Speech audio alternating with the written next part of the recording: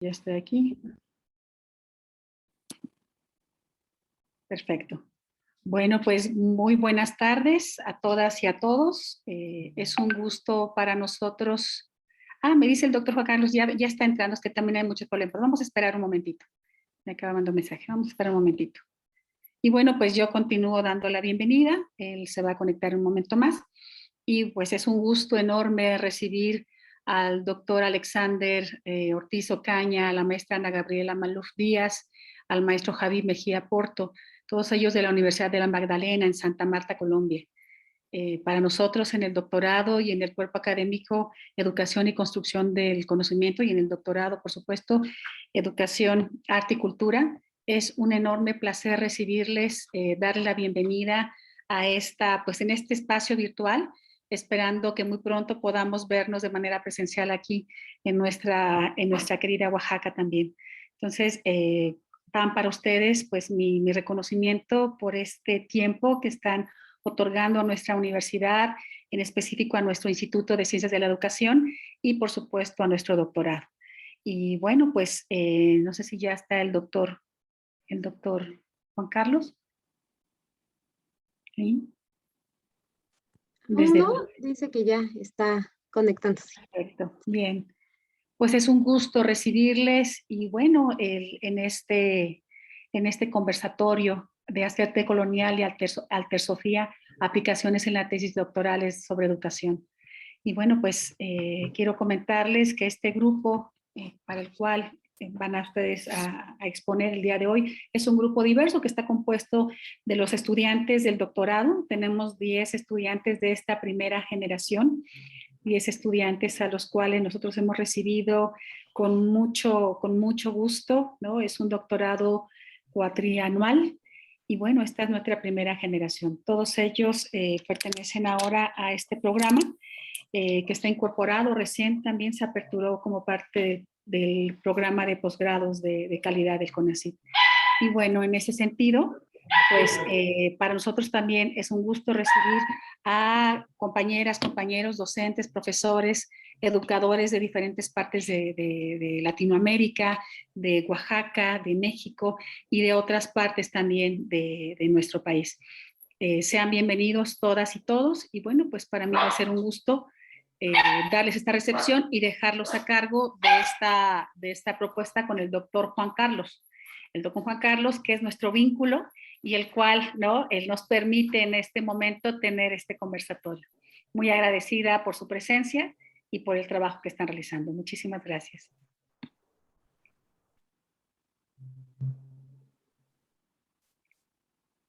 Ya está ahí el doctor. Sí, gracias, Leticia. Hola, doctor. Hola. Te cedo los micrófonos. Bueno, es todo tuyo. Muchas gracias. Sí, gracias. Buenas tardes a todos y a todas. Buenas tardes, es Alexander, el equipo de trabajo. Mil disculpas por la demora, pero venía viajando de otro asunto por ahí que tengo, pero ya estoy aquí ya en línea. Si les parece, damos inicio ya a la presentación. Aquí tengo un orden de intervención y me mandan un cebo muy corto por la premura del tiempo, entonces presento primero al doctor Alexander, interviene unos 30 minutos, de ahí presento a la siguiente maestra que es Ana Gabriela, interviene y después presento a la otra estudiante de doctorado, ¿no? Entonces vamos con el primer orden que es el doctor Alexander Luis Ortiz Ocaña. Él es doctor en Ciencias de la Educación y es docente de planta de la Universidad de la Magdalena, Santa Marta, Colombia. Pues sin más preámbulo, doctor Alexander, eres bienvenido, tienes ya el espacio y muchas gracias también por aceptar la propuesta y la invitación de participar con nosotros. No, adelante, adelante.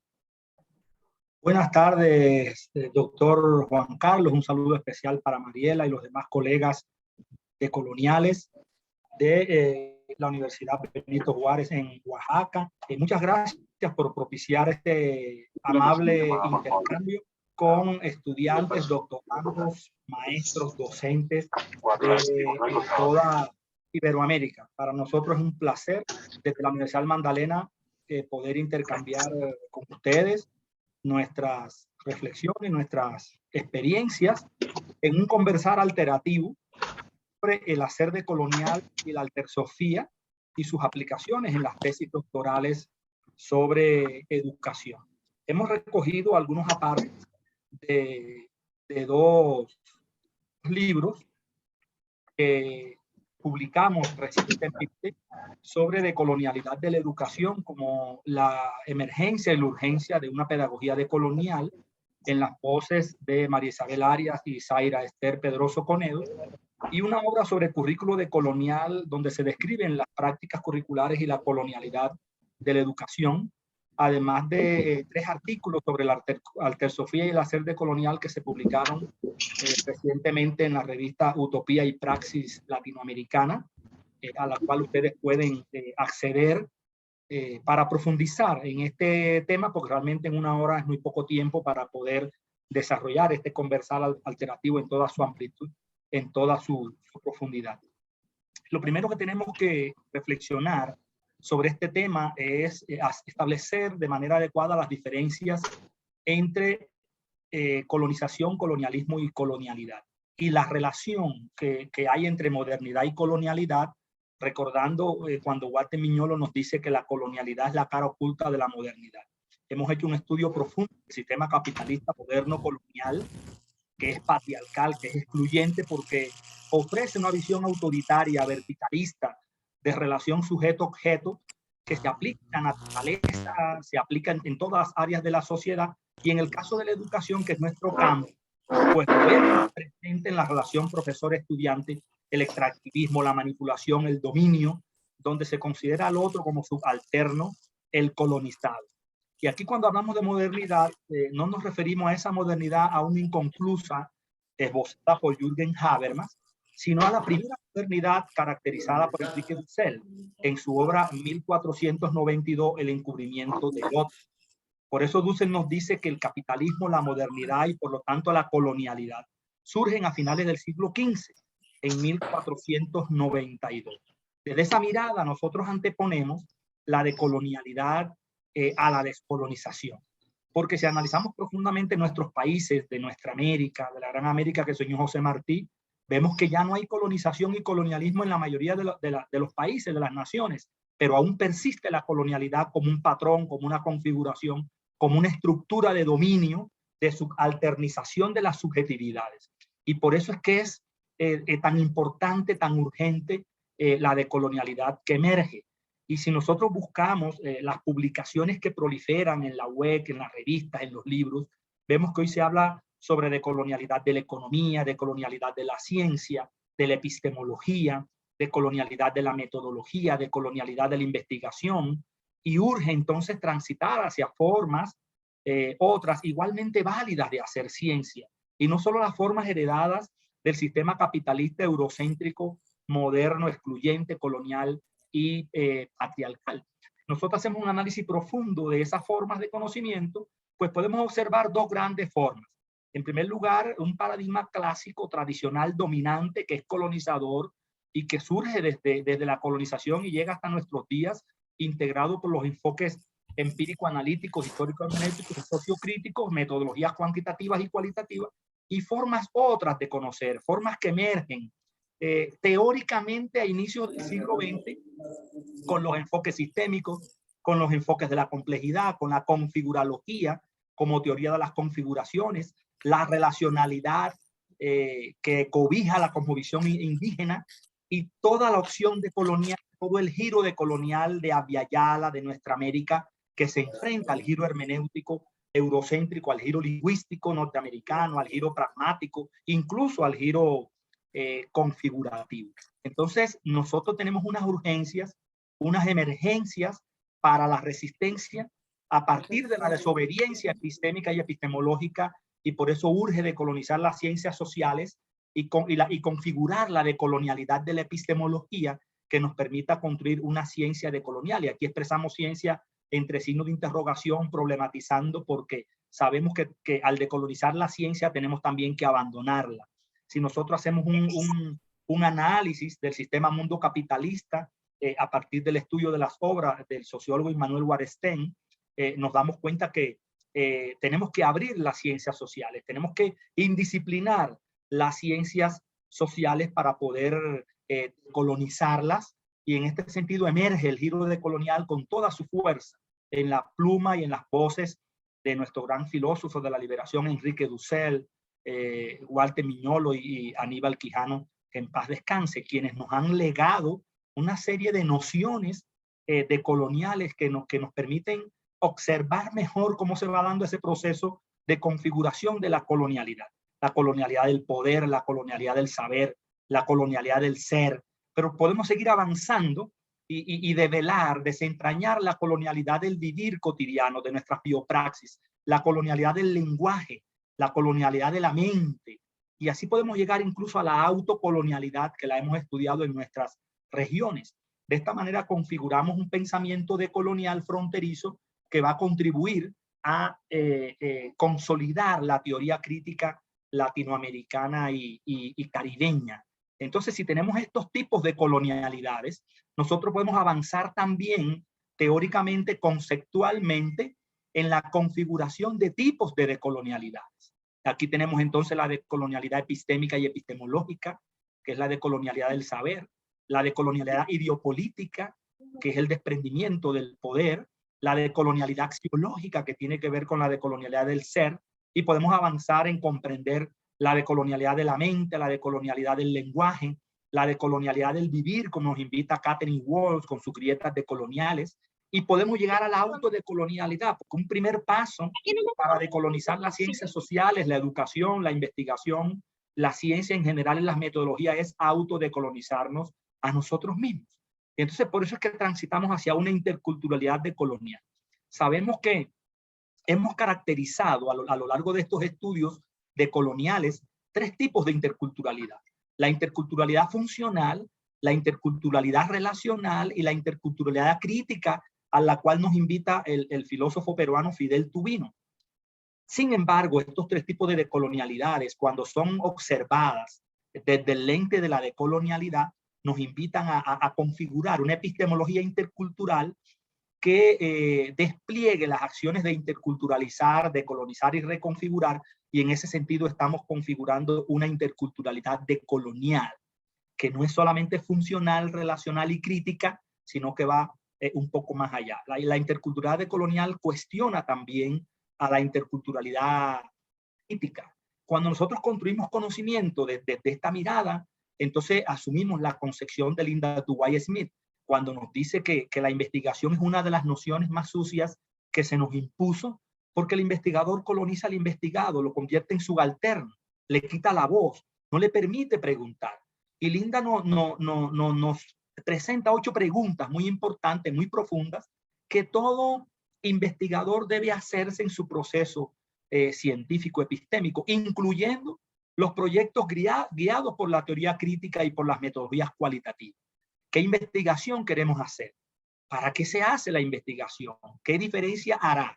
¿Quién desarrolla ese proceso investigativo? ¿Cómo queremos que la investigación sea, esa investigación que hacemos? ¿Cómo sabremos que es útil, relevante, pertinente, que vale la pena? ¿Qué aportará esa investigación y quién se beneficia sobre todo? Sin embargo, aquí vemos a nuestra colega Linda que de las 8 preguntas en 5 mantiene la noción de investigación, que es una noción colonial. Entonces a veces caemos en esa trampa de la autocolonialidad o del neocolonialismo o la neocolonialidad, porque tratamos de decolonizar las ciencias sociales, pero con las nociones, categorías y conceptos legados por la modernidad colonialidad. Sin embargo, Emmanuel Levinas nos hace apartarnos de esos caminos ontológicos que trazó el movimiento fenomenológico, ya que nos propone apartarnos de la epistemología que privilegia la relación sujeto-objeto y nos permite configurar una filosofía que se concentre en la relación sujeto-sujeto, es decir, entre un yo con otro yo, sin necesidad de asumir esas teorías de colonialidad o esas nociones y conceptos coloniales. Frantz Fanon también por su parte nos dice superioridad, inferioridad. ¿Por qué no intentar sencillamente la prueba de tocar al otro, de sentir al otro, de revelarme al otro? ¿Acaso no ha sido dada mi libertad para edificar el mundo del tú? Quiere decir que nosotros, cuando profundizamos en esta idea de decolonizar las ciencias sociales, cada vez nos acercamos más al otro. Y Stephen Hagen proponía desgelitizar y desmitificar la investigación y la producción científica e intelectual, por cuanto casi siempre el investigador sabemos que configura conocimientos al margen de los investigados, y estos no participan del proceso investigativo ni de los resultados, y mucho menos de la escritura científica. Entonces tenemos que ir abandonando estas prácticas. Precisamos una filosofía y una epistemología diferente, una epistemología otra, que se concentre en una relación sujeto-sujeto, es decir, entre un yo con otro yo, que nos permita reconocer, que nos permita visibilizar el saber del otro subalterno, colonizado, invisibilizado, negado, rechazado y a veces destruido.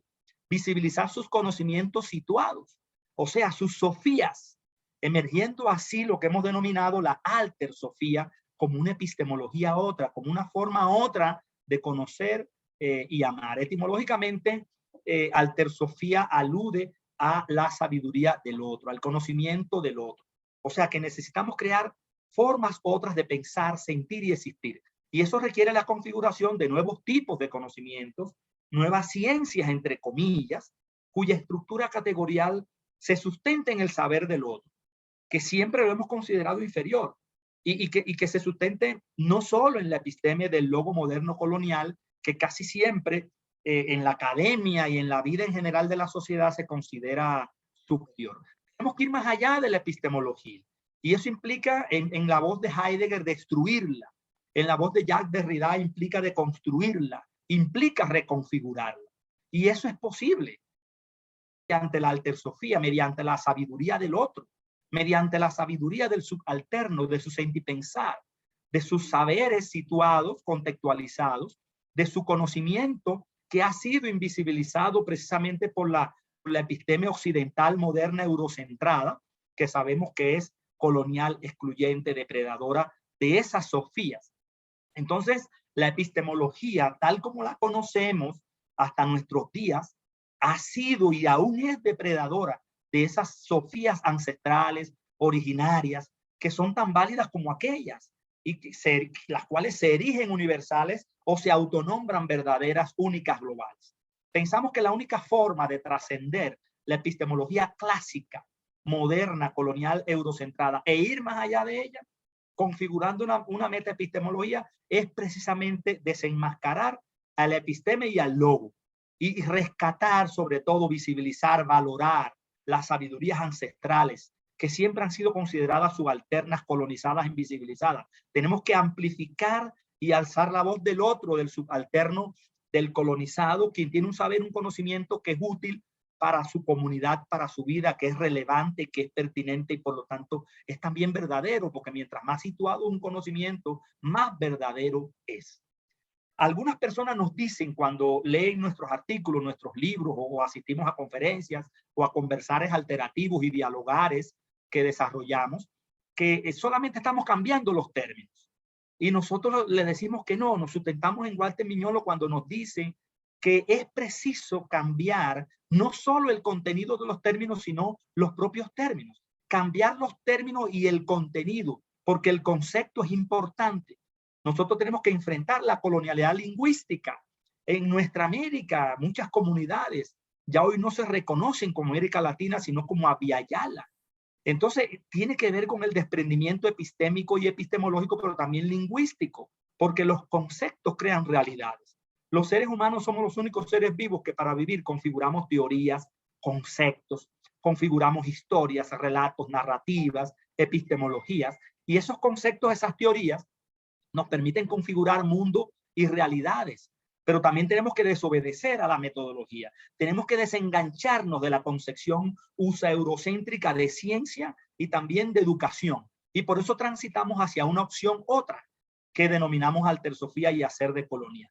Por eso cuestionamos la epistemología clásica, tradicional, moderna, porque enarbola un conocimiento verdadero universal llamado episteme, centrado en el investigador, y privilegia la relación sujeto-objeto, desconociendo el saber investigado. Entonces tenemos que abandonar, es urgente abandonar la noción de epistemología, la noción de metodología, la noción de investigación, estrategia, métodos, técnicas, entrevistas. Son nociones coloniales modernas que nos aprisionan, que nos subyugan, que no nos dejan respirar en los procesos de configuración de conocimiento válido, útil, relevante y pertinente para las comunidades. Urge desengancharnos de las nociones de ciencia, de la noción de paradigma, porque es que si no lo hacemos, colegas, seguiremos encapsulados en la modernidad, colonialidad eurocentrada y occidentalizada, porque a través del lenguaje configuramos nuestras propias realidades. Y emerge de esta manera la altersofía como sabiduría del otro, no como epistemología. Nosotros solamente lograremos desprendernos y decolonizarnos cuando el alter subalterno hable en todas las tribunas, cuando la academia se humille, cuando la academia con humildad reconozca, valore y asuma las sofías de ese alter colonizado. O sea, cuando la episteme moderna colonial sea al menos igualada por la sofía ancestral originaria, y cuando la alter sofía pueda ocupar también un lugar como hoy lo tiene merecidamente la epistemología occidental eurocentrada. Entonces, la altersofía no es una epistemología, ni siquiera una epistemología otra, ni siquiera una epistemología decolonial. Es un estilo de vida, es una forma de vida que brinda oportunidades de emancipación, oportunidades de reconocimiento a los subalternizados, interpelando con los paradigmas establecidos dominantes clásicos y proponiendo diálogos sóficos pluriversales, sin intentar, como dice Ortiz Arias y Pedroso, imponerse de forma dogmática, sin adoctrinamientos ni dominación, porque la altersofía no pretende ser un paradigma. Entonces, es preciso tener en cuenta esa relación de un yo con el tú, de un yo con otro yo, sobre todo en lo que concierne al sujeto que investiga, que en la pluma de Figari significa debe situarse en una posición amorosa. Entonces la altersofía implica contemplar al otro de manera amorosa, es decir, permitir y promover una percepción alocéntrica, como lo propone Fock-Keller, para poder recuperar esa génesis emocional de la actividad estética y científica que es la pulsión amorosa. Y esto no es nuevo. Esta posición también ha sido defendida por Humberto Maturana, quien define el amor como la emoción que funda lo humano, representada en la acción de aceptar al otro en la convivencia. Nosotros sabemos que no hay conocimiento sin amor. Entonces, la actividad de la persona que construye conocimiento debe ser amorosa. De aquí emergen dos preguntas ontológicas muy importantes que son provocadoras. ¿Se necesita realmente una epistemología decolonial, una epistemología del sur, una epistemología de los oprimidos, de los subalternos? ¿O lo que necesitamos es configurar saberes otros y formas otras de conocer, amar, sin reconocernos como epistemología? ¿Necesitamos configurar otra epistemología que enfrente a la epistemología moderna colonial? ¿O necesitamos configurar una altersofía como opción, no como paradigma, no como epistemología, como opción, para desprendernos de la metodología de la investigación, para desobedecer a la epistemología occidentalizada? Afirmamos aquí que la altersofía no es un nuevo paradigma epistemológico, no es una nueva forma de hacer ciencia, no es otra epistemología, es más bien una opción, una necesidad que emerge, un estilo de vida, una forma otra de conocer y amar. Porque, reitero, el conocer es la base y el cimiento del amor y del hacer. De esta manera, la sabiduría y la forma de conocer del otro, o sea, la altersofía, es el sustrato, es la base, el cimiento del hacer decolonial. De ahí que la altersofía y no la epistemología es la base y el cimiento de esa praxis emancipadora que nosotros denominamos hacer decolonial. Hacer decolonial se configura como vocación a través de sus tres huellas decolonizantes, a través de un giro lingüístico, porque es evidente, un giro lingüístico y praxeológico también, porque es evidente que no es lo mismo hablar de investigación desde la óptica del investigador y del colonizador que hablar de investigación desde la mirada del investigado, del colonizado. Nosotros entendemos desde la altersofía, desde el hacer decolonial, que toda metodología de investigación es colonizante, que todo investigador es colonizador si se asume como tal, que no es lo mismo decir investigación que decir hacer decolonial, que no es lo mismo decir estrategias, métodos, técnicas de investigación que decir acciones, huellas decoloniales. que no es lo mismo decir investigador que decir mediador decolonial. El concepto es importante porque los términos pueden ser modernos coloniales o pueden ser nociones decoloniales. Y nosotros tenemos que asumir un locus de enunciación. ¿A dónde nos ubicamos? ¿En la modernidad colonialidad con todo su aparataje teórico conceptual y nos dejamos pensar por Occidente, o asumimos nuestras propias formas lingüísticas y sígnicas a través de nociones decoloniales para poder desprendernos, desengancharnos de ese logo y para poder desobedecer? Como afirma Ramón Grosfoguel, el primer paso para descolonizar es nombrar, porque a nosotros también nos nombraron en el siglo XV. Entonces tenemos que empezar a resignificar, a reconfigurar, a renombrar. Es esencial identificar con categorías, con nociones que hagan visible nuestro sentipensar. Entonces, mediador decolonial, acciones huellas, hacer decolonial, altersofía, son nociones que nos permiten pensarnos a nosotros mismos y que emergen desde nuestro corazón, desde nuestra mente, desde toda nuestra corporalidad y dan cuenta de nuestro sentipensar. Pensamos que en la actualidad ya se agotaron los enfoques científicos tradicionales y los métodos de investigación eurocéntricos, sean los cuantitativos o sean los cualitativos, sean empírico-analíticos, positivistas, fenomenológicos, históricos, hermenéuticos, sociocríticos, están agotados también. Si miramos a nuestro alrededor, vemos que en las comunidades emergen formas otras de generar conocimiento y ya está en marcha la pluriversalidad como un proyecto alternativo, y no solo alternativo, sino también alternativo de desprendimiento epistémico y de desprendimiento epistemológico. Y eso indica, como dice Rodríguez, que estamos ante la puerta de una crisis civilizatoria, es decir, que Occidente, como civilización hegemónica en todas sus facetas y manifestaciones, está verdaderamente en crisis. Rivera Cusicanqui también nos dice que, y nos advierte que no puede haber un discurso de la descolonización, no puede haber una teoría de la descolonización sin una práctica descolonizadora. O sea que, según Vázquez, un proyecto descolonizador no se puede quedar en el texto ni en el ámbito académico, sino que debe constituirse en una praxis que tienda a la descolonización. Y precisamente a esa praxis decolonizante nosotros le hemos denominado hacer decolonial, que se despliega mediante sus tres acciones huellas decoloniales, que son el contemplar, el conversar y el reflexionar. Estas tres acciones, contemplar, conversar y reflexionar, caracterizan lo que hemos denominado vocación decolonial, como práctica de vida, como biopraxis cotidiana. Entonces, el contemplar es comunal, el conversar es alterativo, el reflexionar es configurativo.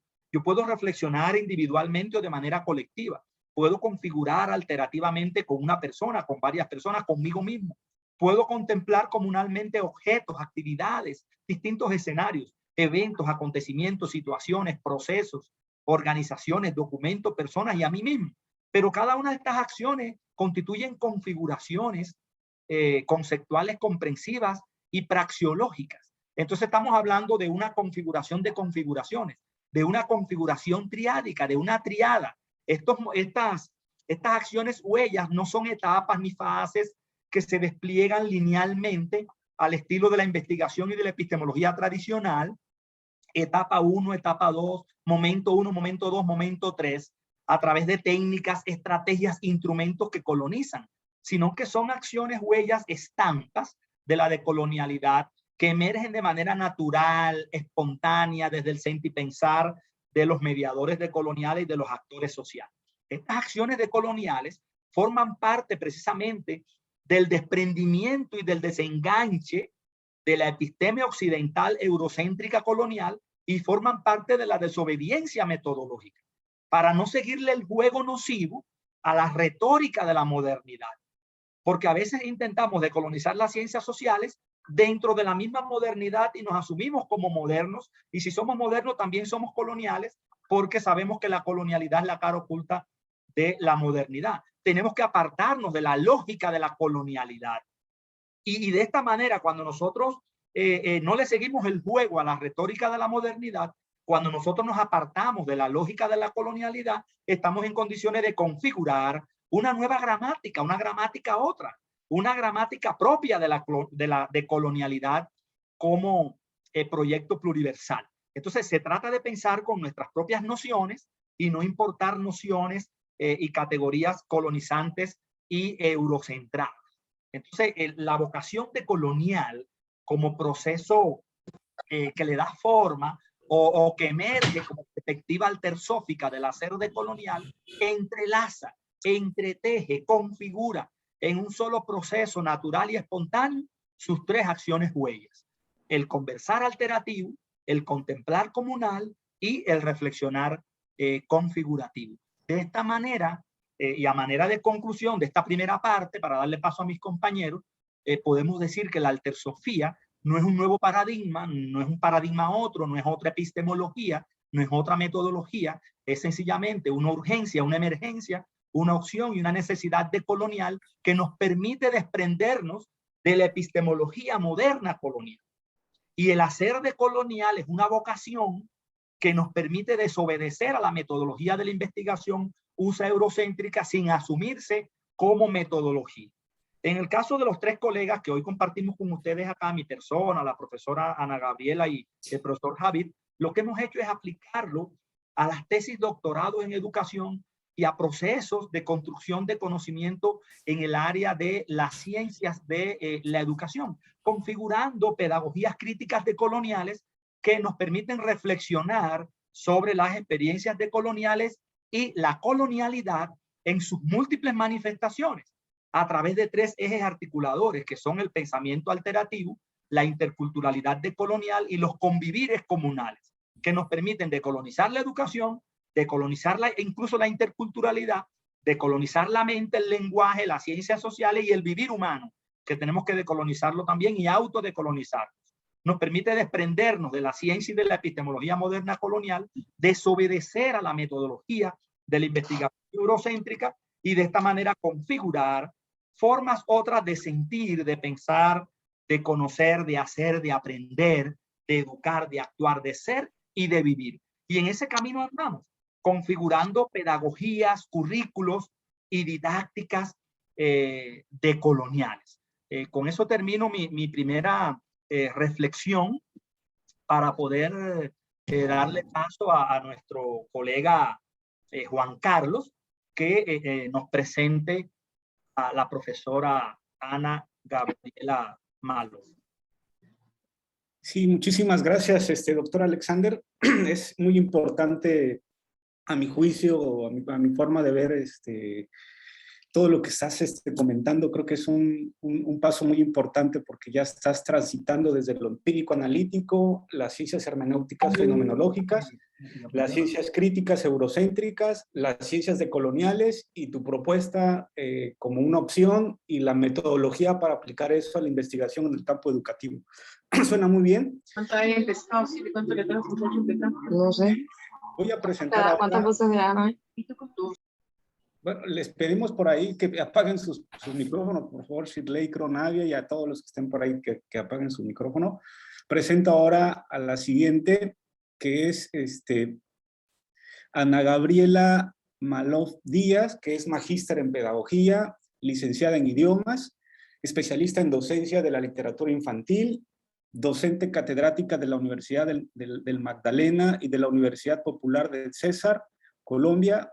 Es además docente institución educativa CATS, que es Simón Bolívar de Valledupar, también Colombia, y es estudiante del doctorado en Ciencias de la Educación, Red de Universidades Estatales de Colombia, que es la Red de Colombia, y la Universidad de Magdalena, Santa Marta, Colombia. Adelante, por favor, Ana Gabriela. Muy buenas tardes. Bueno, voy a compartir con ustedes mi experiencia que estoy trabajando sobre características y condiciones de las prácticas pedagógicas decoloniales para deslegitimar la colonialidad que subyace en la enseñanza del inglés. Soy docente catedrática de la Universidad Popular del César y de la Universidad de Magdalena. Estoy trabajando en la institución educativa Simón Bolívar de la ciudad de Valledupar. Inicialmente, un momentico. Voy a dejar de compartir acá. Un segundito. Parece ser que no me quiere dejar compartir un segundito. Quiero compartir. Segundito.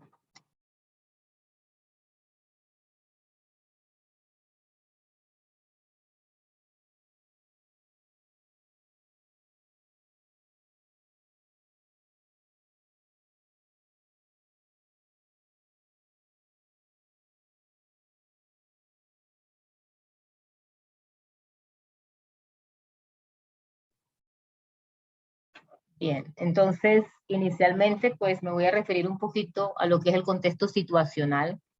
Es un trabajo que estoy realizando en el municipio de Valledupar. Valledupar es un territorio integrado por múltiples culturas, razas, etnias.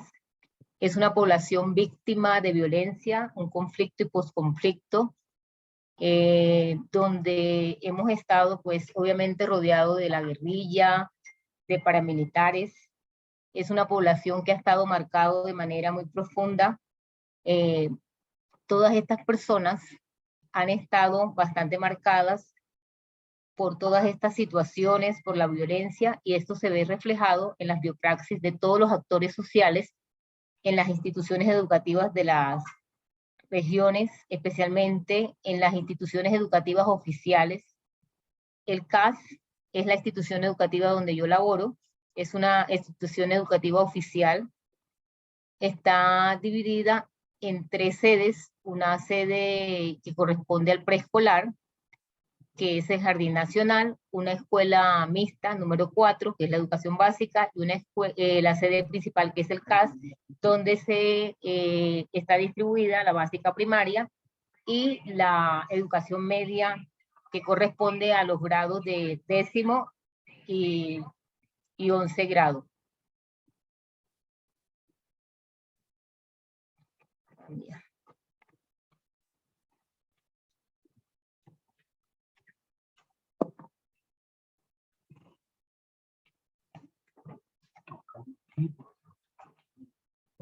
En cuanto a la problemática, encontramos que el desarrollo de la práctica pedagógica del inglés se centra más en lo que tiene que ver a los contenidos.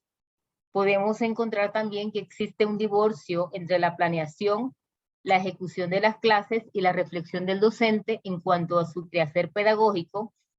Las enseñanzas se encuentran privilegiando más la articulación de aprendizajes, que no van a privilegiar lo que es la coherencia que debe existir entre la dinámica actual de la sociedad, desconociendo muchas veces la diversificación de la población estudiantil que está exigiendo cambios en la sociedad de acuerdo a los sistemas existentes. La utilización de enfoques pedagógicos tradicionales en la enseñanza del inglés, lo que permite que surja en mí una preocupación relacionada con una reproducción de la colonialidad en los procesos formativos, en las prácticas pedagógicas. Por otro lado, el empleo de textos de inglés que desconocen las particularidades del contexto. Esto prácticamente relacionado, obviamente, con la implementación de unos estándares y de unos lineamientos curriculares que están direccionados desde las políticas gubernamentales y que muchas veces desconocen los contextos. Vemos cómo el inglés es trabajado desde el marco común europeo y muchas veces se desconoce el contexto real de las instituciones educativas.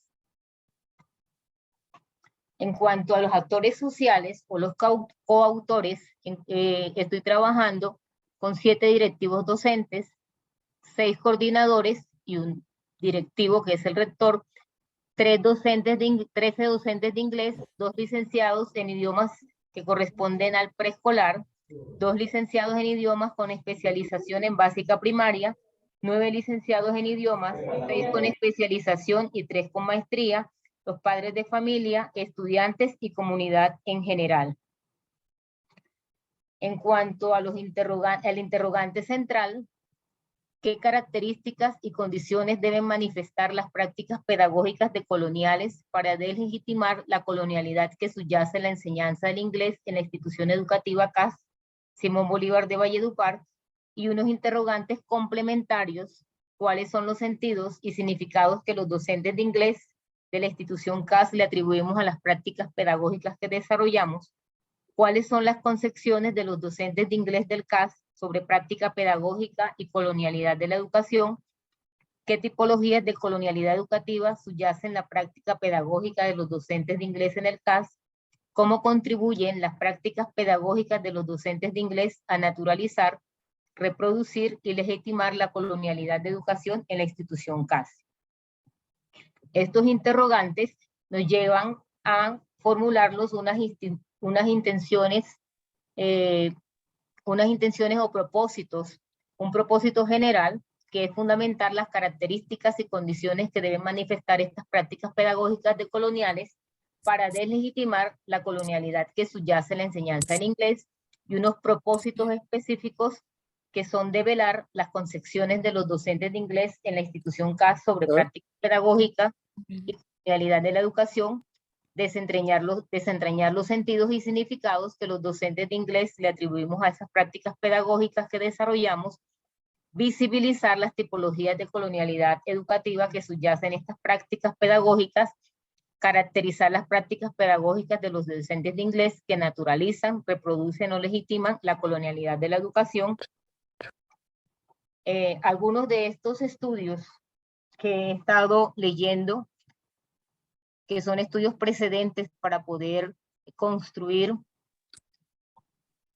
son Pensamiento decolonizador, Resonancias en las pedagogías latinoamericanas, Retos en educación, formación e investigación, Medina, Sánchez y Mejía, del 2022, Las herencias de la colonialidad, una mirada a la escuela en la isla de San Andrés, Hernández, 2021, Decolonizar, el libro Texto de inglés en el contexto colombiano, una apuesta desde la interculturalidad, Núñez, del 2020, Hacer decolonial, desobedecer la metodología de la investigación, Ortiz y Arias, 2019, Pensar un proyecto decolonial, la educación venezolana en perspectiva, Pérez, 2012, Modelo de investigación de las prácticas pedagógicas decoloniales, las ciencias sociales en la escuela, una mirada decolonial hacia la construcción de unos fundamentos y principios de un enfoque, Pedagogía de L desde una visión decolonial, Derroteros de la educación peruana, la educación bilingüe desde un paradigma decolonial, la desconstrucción de la identidad como práctica pedagógica, textos escolares y prácticas pedagógicas, una propuesta de educación intercultural bilingüe, entre otros.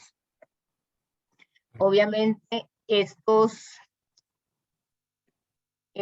por decirlo de una manera, antecedentes, han brindado algunos aportes y vacíos. Estos estudios, entre ellos, han servido de base como aportes para mirar la pedagogía decolonial en la enseñanza del inglés, abarcando aspectos sobre la colonialidad de la educación, currículo, interculturalidad, decolonialidad, prácticas educativas, enseñanza del inglés como idioma extranjero.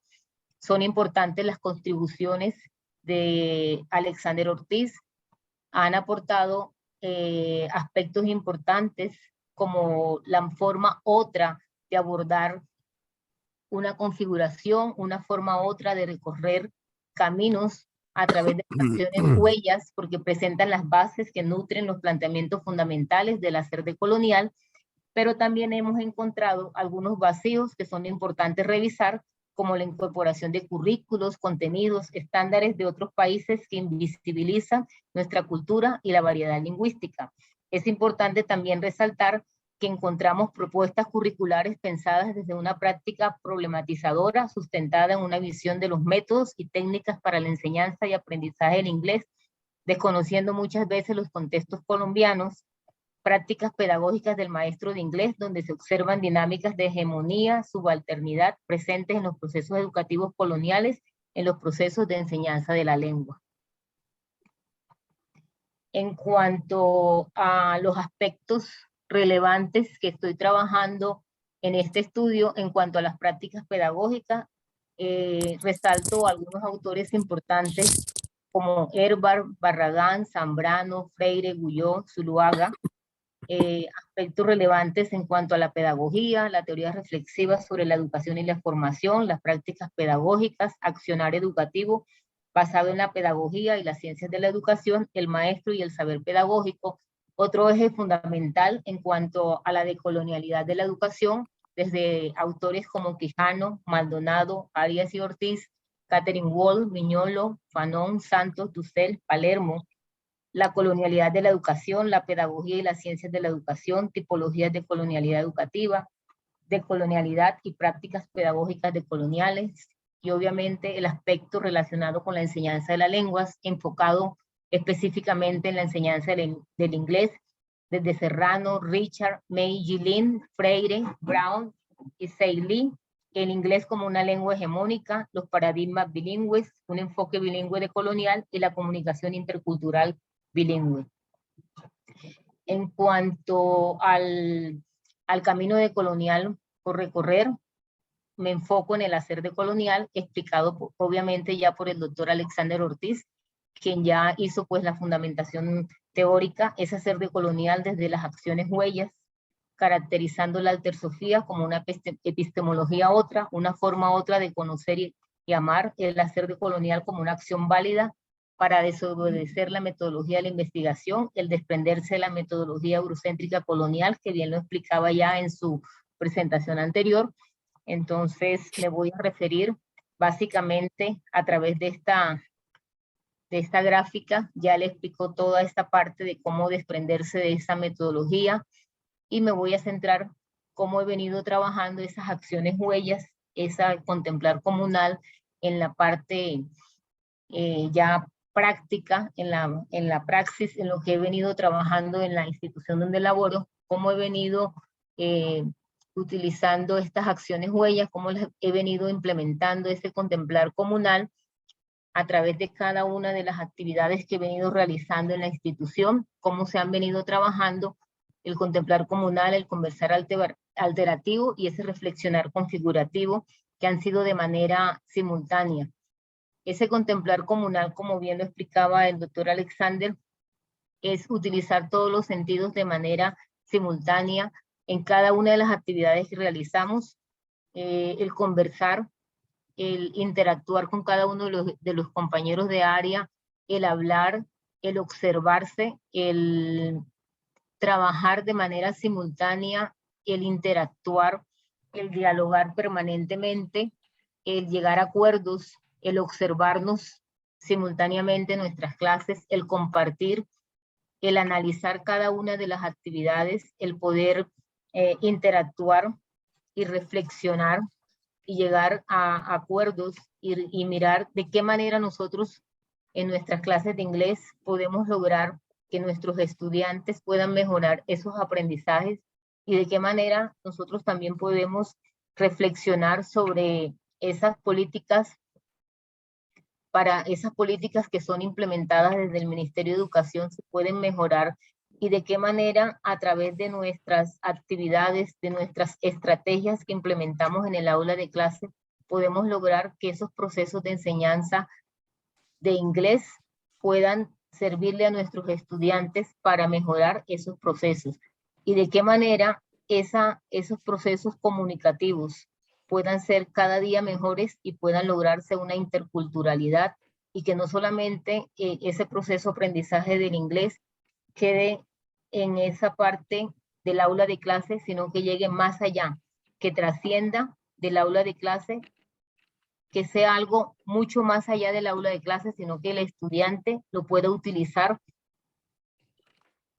más allá del aula de clase, que sea algo que trascienda la frontera, que no solamente sea la parte gramatical, sino que sea una verdadera comunicación bilingüe, que pueda el estudiante compartir con la familia, que el estudiante pueda compartir en inglés con su compañero de clase, que pueda compartir con el profesor, que pueda compartir con el padre de familia. Es decir, necesitamos involucrar a todos los actores sociales.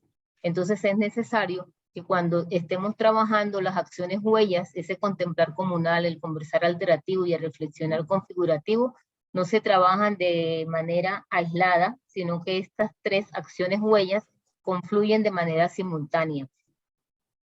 Entonces, a través de las acciones huellas, logramos que todos se involucren, tanto los estudiantes, el padre de familia y los docentes que trabajamos en la misma institución, tanto el docente que esté en primaria como el docente que está en el bachillerato, no necesariamente tenemos que hacer una reunión establecida en un horario para revisar los procesos. Los podemos hacer en un momento en que podemos encontrarnos de pronto en un recreo, por decirlo de esa manera, o en una reunión que no esté programada exclusivamente para hacer el análisis académico, sino que puede ser en una actividad, en un encuentro fortuito, en un encuentro casual.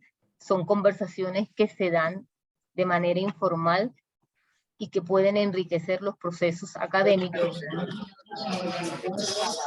Bien. Entonces, a partir de todas estas acciones huellas, nosotros podemos hacer una reflexión y podemos configurar nuevos procesos para mejorar los aprendizajes de nuestros estudiantes. ¿Qué pretendemos nosotros a través de esto? Pues transformar nuestro rol de expositores del conocimiento al de monitoreo de aprendizajes, que seamos docentes innovadores en el aula de clase, que valoremos el desempeño de nuestros estudiantes, que reconozcamos sus debilidades, pero también sus fortalezas, que seamos maestros activos, reflexivos y críticos de su práctica docente, que se apoye la indagación en el aula con los estudiantes, que sus enseñanzas trasciendan, que seamos docentes comprensivos, cultivemos la autonomía reflexiva, respetando a sí mismos y a los estudiantes, amándolos y siendo responsables con su proceso de formación. Que desaprendamos esquemas tradicionales y coloniales, que no solo medamos y cuantifiquemos el conocimiento de los estudiantes, que realmente valoremos el aprendizaje y que miremos también la parte humana de los estudiantes, que miremos también el hacer y no solamente el saber, que revisemos los paradigmas de la comprensión y de la acción, que revisemos nuestras prácticas pedagógicas, que reflexionemos, que valoremos el aprendizaje de nuestros estudiantes, que valoremos, que innovemos, que seamos creativos, que reconozcamos las experiencias de vida de nuestros estudiantes, que no solamente tengamos en cuenta los contenidos, sino que tengamos en cuenta las experiencias de vida de nuestros estudiantes, que configuremos prácticas pedagógicas decoloniales, que reflexionemos permanentemente sobre el quehacer pedagógico, que no se puede pretender transformar el presente anclados en el pasado. Muchísimas gracias. Bien, entonces voy a darle paso a mi compañero Javid. Muchísimas gracias, Ana Gabriela. Ahora le damos espacio al magíster Javid de Jesús Mejía Porto. Él es magíster en educación, licenciado en educación básica primaria, docente catedrático de la Universidad de Málaga, Colombia. También es docente de la institución educativa departamental Víctor Camargo Álvarez de Plato, Magdalena, Colombia. Y es estudiante del doctorado en Ciencias de la Educación, Red de Universidades Estatales de Colombia y Universidad de Magdalena, Santa Marta, Colombia. Adelante, por favor, Javid.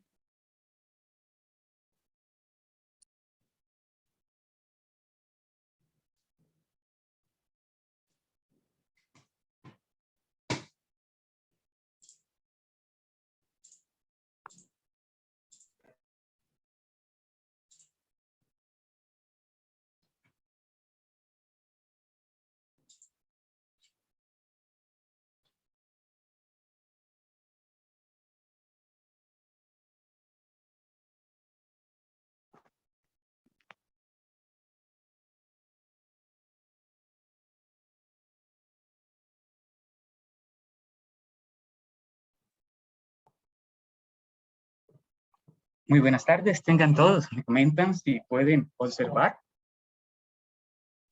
Sí, señor. Bueno, Sí. agradezco. Reciban un saludo cordial, afectivo. Como lo pudieron apreciar, soy docente de básica primaria de la institución educativa departamental Víctor Camargo Álvarez de Plato, Magdalena, Colombia. En estos momentos, pues, nos encontramos aquí en Ciudad de México, realizando esta experiencia investigativa. Y gracias, profesor Manuel, por la invitación. Reciban entonces un saludo caluroso y afectivo. Este es el título del camino que trato de recorrer, potencial de aprendizaje del ser humano, desde la visión cosmogónica de la cultura anfibia, a partir de raíces afectivas decoloniales.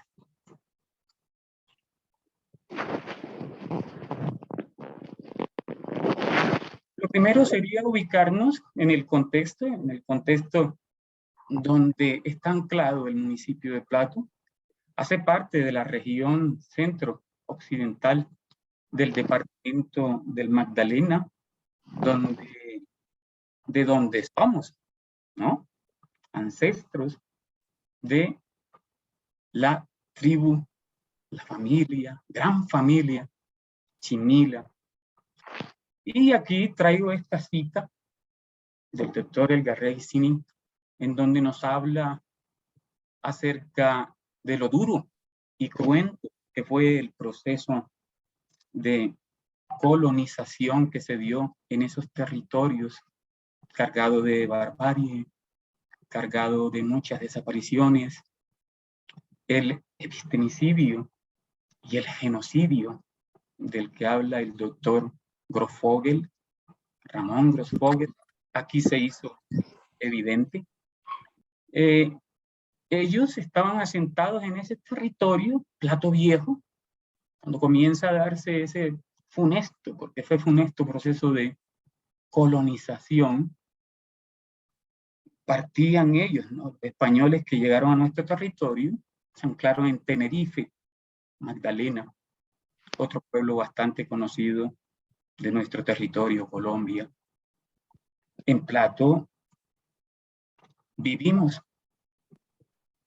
ya para mirar un poquito acerca de nuestras raíces, anclados en la cultura anfibia denominada por el doctor Orlando Fals Borda en su estudio profundo de Mompox y Loa, sustrayendo de las palabras del doctor Orlando Fals, nos dice que la cultura anfibia, donde está ubicado Plato, es un sistema de creencias, prácticas, conductas y costumbres asociados al manejo del ambiente natural, sistema complejo que desde la tradición oral integra a las comunidades a lo largo de un hilo hídrico, conjugando agua y montaña, donde el hombre caimán, que es la leyenda que nos ha dado a conocer a nivel nacional,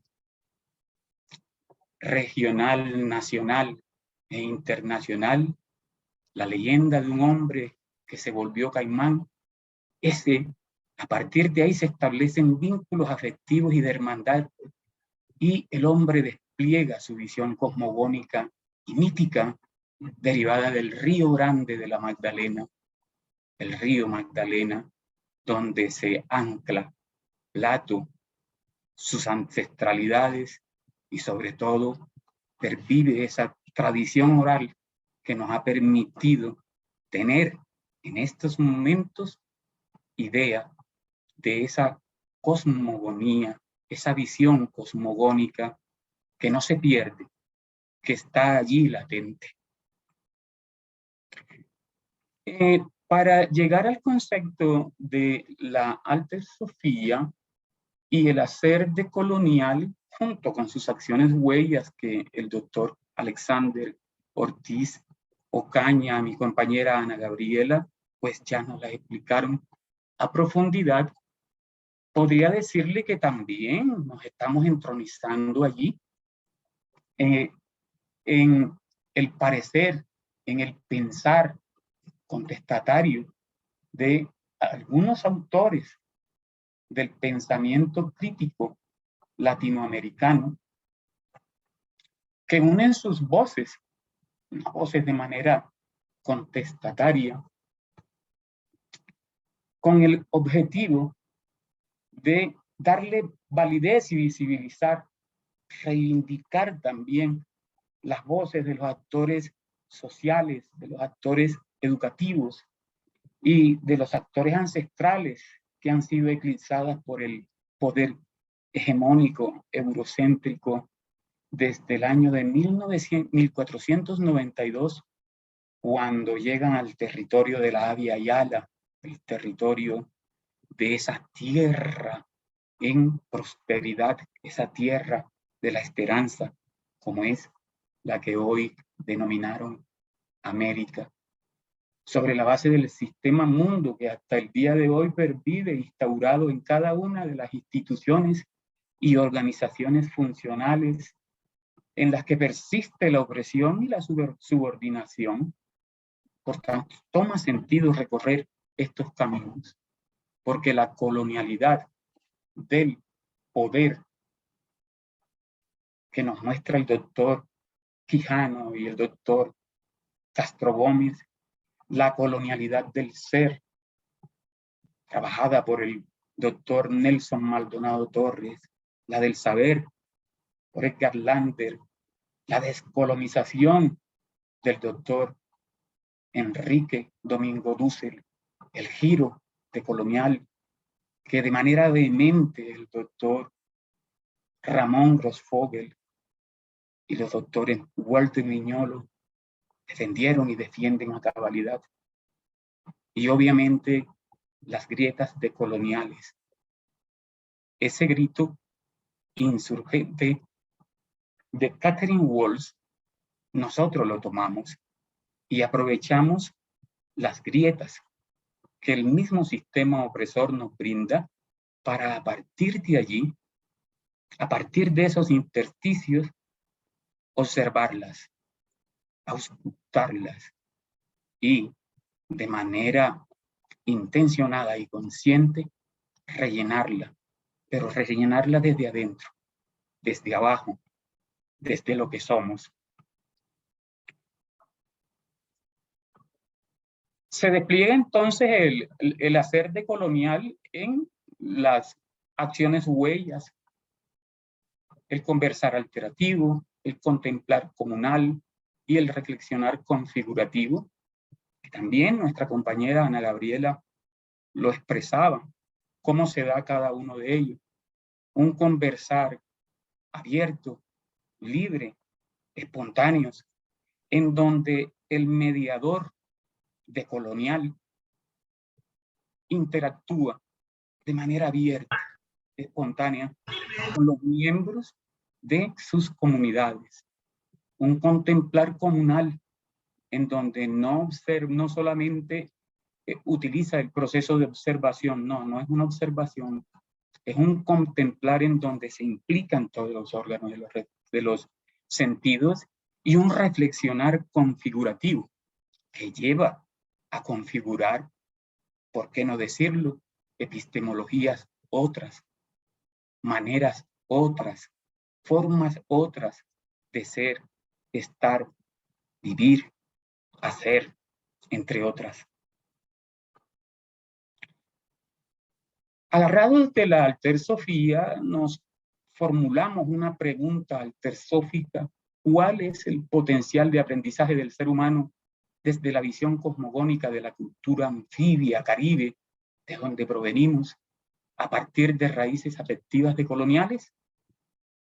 Y se nutre en este tránsito, en este camino, de los interrogantes decoloniales. ¿Qué relación inherente a los dialogares ancestrales de la cultura anfibia caribe pueden desentrañarse desde la altersofía y el hacer decolonial?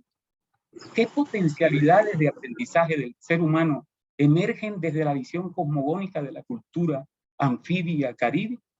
Esta segunda pregunta que aquellos que diseñan y nos traen los currículos estándares, incluso la legislación misma, eclipsa. ¿De qué manera desde una otra edad toman preeminencia en el espejo de algunos autores y actores socioeducativos que en entre líneas claman y justifican y dan razón a la emergencia, lo digo desde el emerger, de autóctonos y legítimos procesos decoloniales? A partir de esas grandes interrogantes altersóficos, configuramos un propósito configurativo, valga lo redundante, de colonial. Visibilizar el potencial de aprendizaje del ser humano desde la visión cosmogónica de la cultura anfibia caribe a partir de raíces afectivas decoloniales. Pero este propósito decolonial grande, ya teniendo la altersofía con sus acciones huellas ahí, como lo podemos observar, se nutren, dan sentido a las intencionalidades altersóficas. La acción huella ayuda en el tránsito y las intencionalidades altersóficas van emergiendo. Aquí las tengo formuladas, pero ellas van emergiendo también, van desentrañándose en la medida en que avanzamos en el transitar desde esta otra o forma otra, estilo de vida otro, de ser, estar, conocer, comprender, existir. La primera intencionalidad, desentrañar las relaciones inherentes a los dialogares ancestrales de la cultura anfibia caribe, desde la altersofía y el hacer decolonial.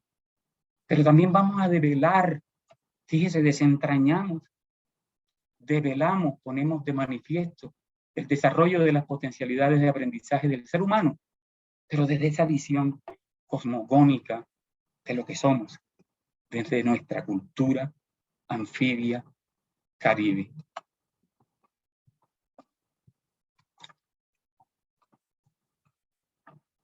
Y el configurar que se pone de manifiesto en la intencional altersófica de generar una configuración epistémica que desde una u otra edad tome preeminencia en el espejo de algunos autores, actores sociales, educativos y ancestrales, que en entre líneas estamos clamando que nos urge realizar procesos autóctonos y legítimamente decoloniales en nuestro contexto sociocultural. Con este conversar, en este contemplar y en el reflexionar configurativo, van surgiendo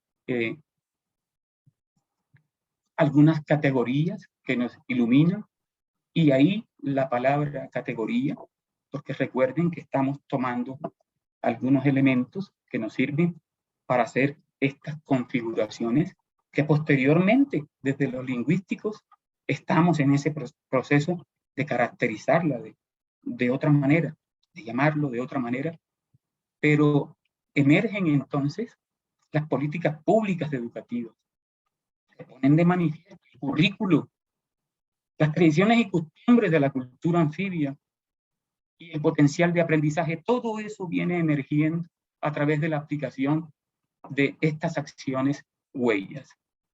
Como por ejemplo en política pública educativa, los actores sociales vienen hablando. Las políticas estatales están configuradas desde arriba y siempre ha sido desde que aparecen esas teorías funcionales formuladas por Weber, hasta la fecha persisten, pero esa política que en tiempos inmemoriales también se percibió y que nuestras comunidades ancestrales tuvieron cuando llega el opresor, también estaban allí prescritas. Muy a pesar que es un cuestionamiento que hacemos allí dentro del proceso, del camino, perdón, que recorremos, es que muy a pesar de que se dio en nuestro territorio ese proceso de independencia y nos independizamos del yugo español, nuestros libertadores cayeron en la trampa de seguir replicando las mismas formas de poder, las mismas formas de organización social, las mismas formas de estructurar el Estado y sus políticas, etc. Entonces, ellas vienen siempre desde arriba, dicen nuestros actores, y hasta que no nos apersonemos de ellas, hasta que no se le dé un valor pedagógico, fuerte, científico a lo que somos, y ese actor social que me acompañó en ese reflexionar alternativo, pues ya no nos acompaña, pero nos dejó este legado. En septiembre 21 del año 2020 pude tener este conversar alternativo con ese actor social que es un gestor cultural. Hoy fallece, pero nos queda aquí sus idearios.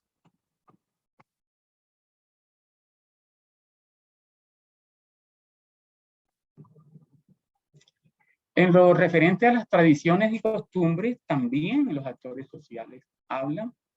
Y para no extenderme, les dejo, cito un poquito fragmentos para no extenderme. Nosotros estamos en mora de que nuestros niños y niñas aprendan a tejer una atarraya. Fíjese que eso hace parte de nuestro contexto.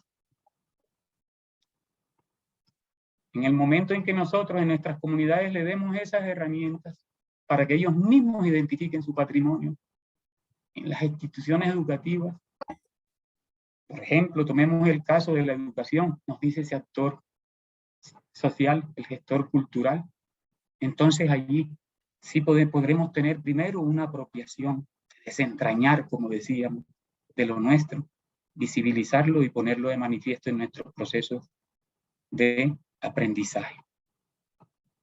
Y referente al currículo, también van emergiendo.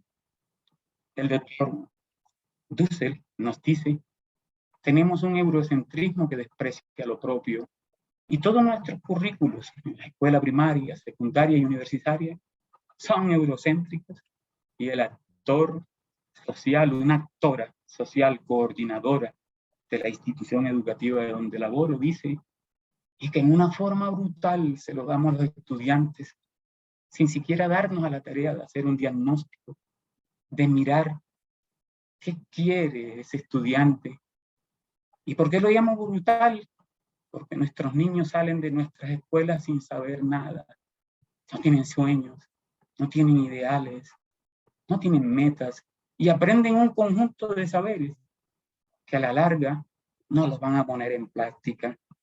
Entonces, necesitamos una escuela que se aproxime más a lo que somos. Y ya para terminar, puedo expresarles que las acciones huellas decoloniales han impactado las voces de los actores sociales y educativos y de los miembros de las comunidades ancestrales chimilas, que han sido marginadas por entes gubernamentales y despojadas del acervo de las tradiciones y costumbres de su cultura anfibia. En contraste, las intencionalidades altersóficas de visibilizarlas, desentrañarlas y situarlas en la configuración epistémica otra que clama, justifica y da razón a los procesos autóctonos decoloniales en nuestros propios contextos. Muchísimas gracias. Los dejo entonces con el doctor Alexander Luis Ortiz Ocaña. Un abrazo. Gracias, Javid. Adelante, por favor, doctor Alexander.